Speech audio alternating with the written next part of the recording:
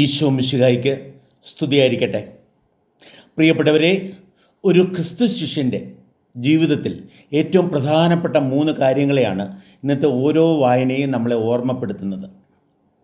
ഇന്നത്തെ ഒന്നാമത്തെ വായന ഓർമ്മപ്പെടുത്തുന്നത് ദൈവവചനത്തിൻ്റെ കാര്യമാണ്. ആ ദൈവത്തിൻ്റെ വചനം ഓരോ ക്രിസ്തു ശിഷ്യൻ്റെയും ഹൃദയത്തിലും അധരത്തിലും ജീവിതത്തിലും നിറഞ്ഞിരിക്കുന്നുവെന്ന് ഒന്നാമത്തെ വായന വെളിവാക്കുക. ഇസ്രായേൽക്കാർക്ക് മോശ കൊടുത്ത ഉപദേശത്തിലാണ് പ്രിയപ്പെട്ടവരെ ഈ സംഭവം വെളിവാക്കുക. അദ്ദേഹം പറയാണ്, ഈ ദൈവത്തിൻ്റെ വചനം നിനക്ക് ഏറ്റവും സമീപസ്ഥമാണ്, അത് നിൻ്റെ ഉള്ളിലുണ്ട്, നിന്നോട് കൂടെയുണ്ട്. അത് സ്വർഗത്തിൽ പോയി ആര് ഇറക്കിക്കൊണ്ടുവരുമെന്നോ സമുദ്രത്തിൽ പോയി അത് എടുത്തുകൊണ്ട് വരുമെന്നോ ഓർത്ത് അങ്ങനെ ദൂരെയോ അകലെയോ ഉന്നതത്തിലോ അല്ല, അത് നിനക്ക് ഏറ്റവും സമീപസ്ഥമാണ്. അത് നിൻ്റെ ഹൃദയത്തിലുണ്ട്, നിൻ്റെ അധരത്തിലുണ്ട്, നിൻ്റെ ശരീരത്തിൽ പോലും ഉണ്ട്. ആ വചനത്തെ നിറവേറ്റി ജീവിക്കുവാൻ ശ്രദ്ധിക്കണമെന്നുള്ള വലിയ ആഹ്വാനമാണ് മോശ ഒന്നാമത്തെ വായനയിലൂടെ നമുക്ക് തരിക. പ്രിയപ്പെട്ടവരെ, നമ്മുടെയൊക്കെ ജീവിതത്തിൽ ദൈവത്തിൻ്റെ വചനം വളരെ പ്രധാനപ്പെട്ടതല്ലേ? പ്രത്യേകിച്ച് ബൈബിളിലൂടെയാണ് ദൈവത്തിൻ്റെ വചനം നമുക്ക് ഗ്രഹിക്കാനാവുക.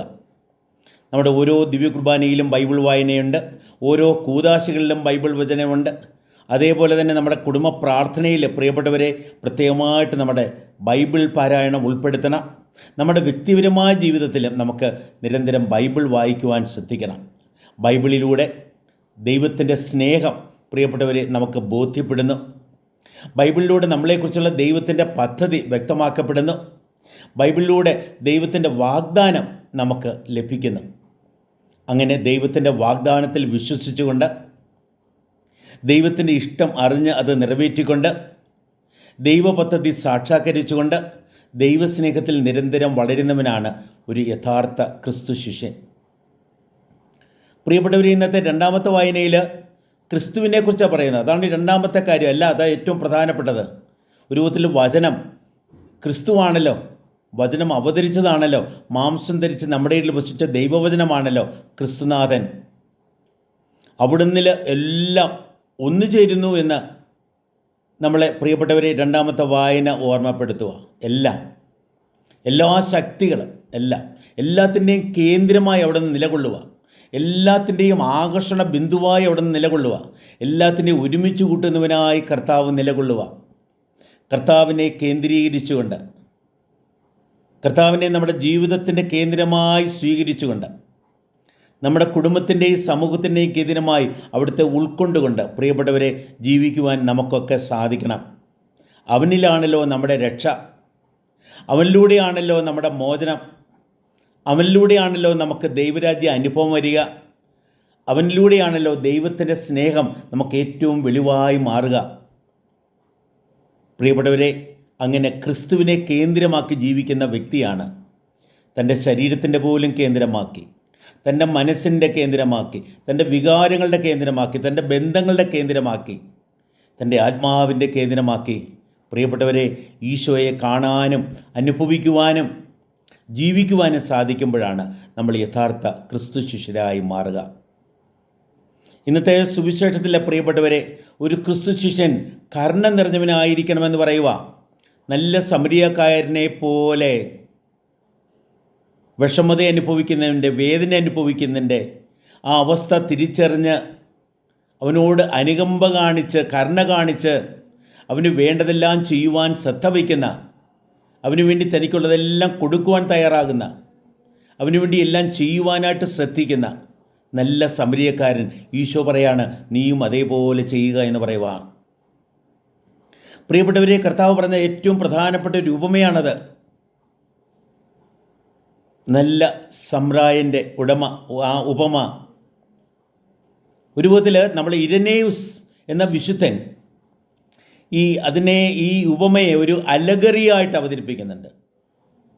ഉപമയും അലഗറിയും തമ്മിലുള്ള വ്യത്യാസം, സാധാരണ ഉപമയിലൂടെ ഒരു ആശയം കിട്ടുമ്പോൾ അലഗറിയിൽ ഈ ഉപമയിലെ ഓരോ കാര്യത്തിലൂടെയും നമുക്ക് ആശയം കിട്ടുക.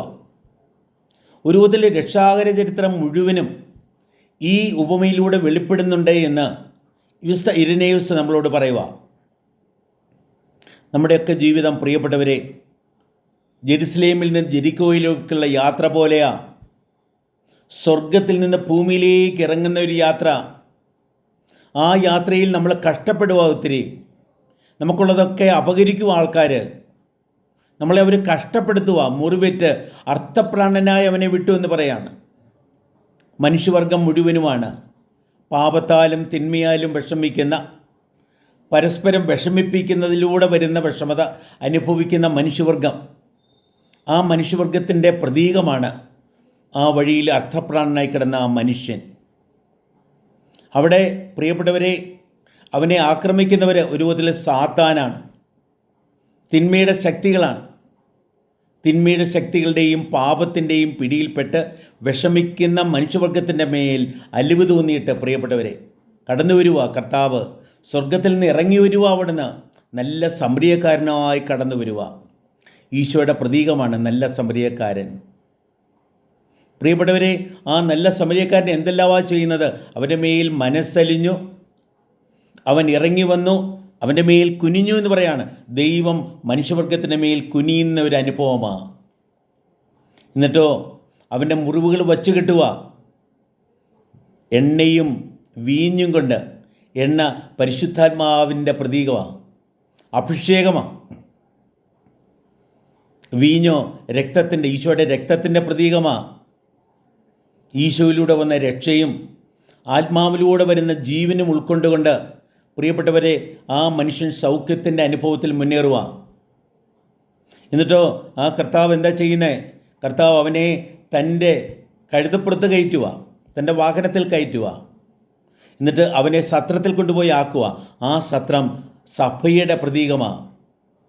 നമ്മുടെ ഫ്രാൻസിസ് പാപ്പ പറയല്ലോ, ഒരു വിധത്തിൽ നമ്മൾ നീങ്ങുന്ന റോഡിലൂടെ മുന്നേറുന്ന ഒരു സത്രമാണ്, ഒരു ആശുപത്രിയാണ്, ഹോസ്പിറ്റലാണ് സഭ എന്ന് പറയും.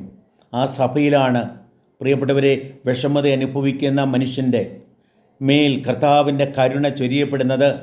കർത്താവ് അവനിൽ തുടങ്ങി വയ്ക്കുന്ന ആ സൗഖ്യത്തിൻ്റെ അനുഭവം തുടരുന്നത് ആ സത്രത്തിലാണ്.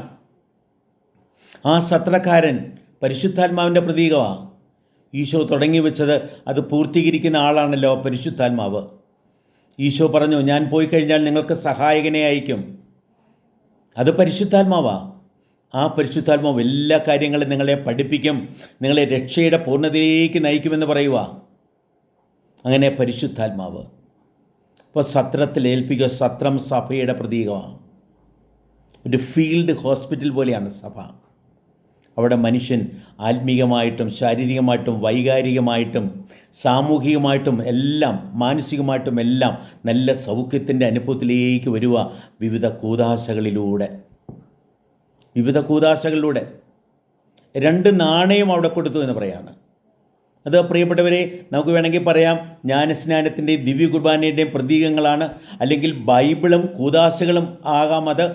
അല്ലെങ്കിൽ പിതാവായ ദൈവത്തിൻ്റെയും പുത്രനായ ദൈവത്തിൻ്റെയും രൂപത്തിലെ അടയാളങ്ങൾ അതിലുണ്ട്. പിതാവിനെ പോലെ സ്നേഹിക്കുമ്പോൾ പിതാവിൻ്റെ മക്കളായി നമ്മൾ മാറുക, നമ്മൾ ആരാണെന്നുള്ള ബോധ്യം തരുക. പുത്രനെ പോലെയോ ആ മിഷൻ രൂപത്തിലെ ദൗത്യം, പിതാവ് ഏകുന്ന ആ മനുഷ്യവർഗത്തെ രക്ഷിക്കണമെന്നുള്ള ദൗത്യം ഏറ്റെടുത്തുകൊണ്ട് വന്ന് ജീവിച്ച് വളർന്ന് പ്രിയപ്പെട്ടവരെ പ്രവർത്തിച്ച് പെരുമാറി സംസാരിച്ച് അവസാനം മരിച്ചുത്ഥാനം ചെയ്ത് നമുക്ക് ആ സൗഖ്യമേകുന്ന കർത്താവ്. 2 ദെനാറ പിതാവിൻ്റെയും പുത്രൻ്റെയും പ്രതീകങ്ങളാണ്. അല്ലെങ്കിൽ ബൈബിളിൻ്റെയും കൂദാശകളുടെയും പ്രതീകമാണ്. അല്ലെങ്കിൽ ജ്ഞാനസ്നാനത്തിൻ്റെയും ദിവ്യ കുർബാനയുടെയും പ്രതീകങ്ങളാണ് ആ 2 നാണയങ്ങൾ. എന്നിട്ട് കർത്താവ് എന്താ പറയുന്നത്? ഞാൻ വീണ്ടും വരുമ്പോൾ. കർത്താവിൻ്റെ വീണ്ടും വരവ് വരെ പ്രിയപ്പെട്ടവരെ നമ്മൾ ഈ ലോകത്തിൽ സഭയാകുന്ന സത്രത്തിൽ വിഷമത അനുഭവിക്കുന്ന മനുഷ്യവർഗത്തെ അവരോട് കരുണ തോന്നി കൂദാശകളുടെയും വചനത്തിലൂടെയും സ്നേഹത്തിലൂടെയും ജീവൻ പകർന്ന് സൗഖ്യം പകർന്ന് ജീവിക്കുവാൻ വിളിക്കപ്പെട്ടവരാണ് ഓരോ ക്രിസ്തു ശിഷ്യനും.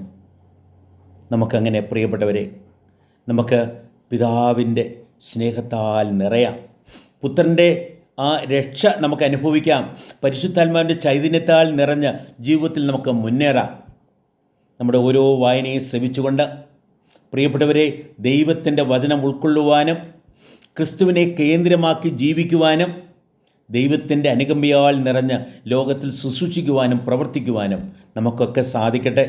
അങ്ങനെ നമ്മളെക്കുറിച്ചുള്ള ദൈവത്തിൻ്റെ പ്രതീക്ഷയെ സാക്ഷാത്കരിച്ചുകൊണ്ട് ദൈവത്തിൻ്റെ പ്രീതിപ്പെട്ടവരായി ആ ദൈവത്തിൻ്റെ അനുഗ്രഹം പകർന്നു കൊടുത്തുകൊണ്ട് ജീവിക്കാം. നിങ്ങളും അതേപോലെ ചെയ്യുക എന്ന് പറഞ്ഞില്ലേ? നല്ല സമരിയക്കാരനെ പോലെ ജീവിക്കാനാണ് കർത്താവ് നമുക്ക് ആഹ്വാനം തരുന്നത്. പ്രിയപ്പെട്ടവരെ, ആ നിയമച്ചൻ കടന്നു വന്ന് ഏറ്റവും പ്രധാനപ്പെട്ട നിയമം അല്ലെങ്കിൽ നിത്യജീവൻ പ്രാപിക്കാൻ ഞാൻ എന്താണ് ചെയ്യേണ്ടത് എന്ന് ചോദിക്കുമ്പോൾ, എന്താണ് നീ നിയമത്തിൽ പറയുന്നത്? നിയമം പാലിക്കുക എന്ന് കർത്താവ് പറയുമ്പോൾ ആ നിയമം മുഴുവനും ദൈവസ്നേഹത്തിലും പരസ്നേഹത്തിലും ഒതുക്കി ആ മനുഷ്യൻ അവതരിപ്പിക്കുമ്പോൾ അവൻ വീണ്ടും ചോദിക്കുക, ആരാണ് എൻ്റെ അയൽക്കാരൻ? പ്രിയപ്പെട്ടവരെ, ആരാണ് എൻ്റെ അയൽക്കാരൻ? ആ ചോദ്യമല്ല യഥാർത്ഥത്തിലുള്ള ചോദ്യം എന്താണെന്നറിയാവോ? ആർക്കാണ് ഞാൻ അയൽക്കാരനാകേണ്ടത്? ആർക്കാണ് ഞാൻ അയൽക്കാരൻ ആകേണ്ടത്? എൻ്റെ ജീവിതത്തിൽ വിഷമത അനുഭവിക്കുന്നവർ കടന്നു വരുമ്പോൾ, പ്രിയപ്പെട്ടവരെ, നമ്മൾ അവരോട് ആ പുരോഹിതനെ, ഉപമയിലെ പുരോഹിതനെയോ ലേവായനെയോ പോലെ നമ്മൾ പെരുമാറേണ്ടവരല്ല. ഒരു വിധത്തിൽ ആ പുരോഹിതൻ നിയമത്തെയും ലേവായൻ പ്രവചനങ്ങളെയും ഓർമ്മപ്പെടുത്തുക. എന്നാൽ അതിലൂടെയല്ല യഥാർത്ഥ രക്ഷ വരുന്നത് ക്രിസ്തുവാകുന്ന സുവിശേഷത്തിലൂടെയാണ്. നിയമവും പ്രവചനങ്ങളും ഈശോയിൽ പൂർത്തീകരിക്കപ്പെടുമ്പോഴാണ് പ്രിയപ്പെട്ടവരെ യഥാർത്ഥ സുവിശേഷം വെളിവാകുക, അനുഭൂതിമാകുക. നമുക്ക് ഈശോയെ നിരന്തരം ഉൾക്കൊള്ളാം. നമ്മുടെ ജീവിതത്തിൻ്റെ കേന്ദ്രമായി അവിടുത്തെ കണ്ട് അനുഭവിച്ച് നമുക്ക് ജീവിക്കുവാനായിട്ട് ശ്രദ്ധിക്കാം. ആ കർത്താവിലൂടെ വരുന്ന രക്ഷ അനുഭവിച്ചുകൊണ്ട് ആ രക്ഷ പകരുന്നവരായി നമുക്കൊക്കെ ജീവിക്കാം.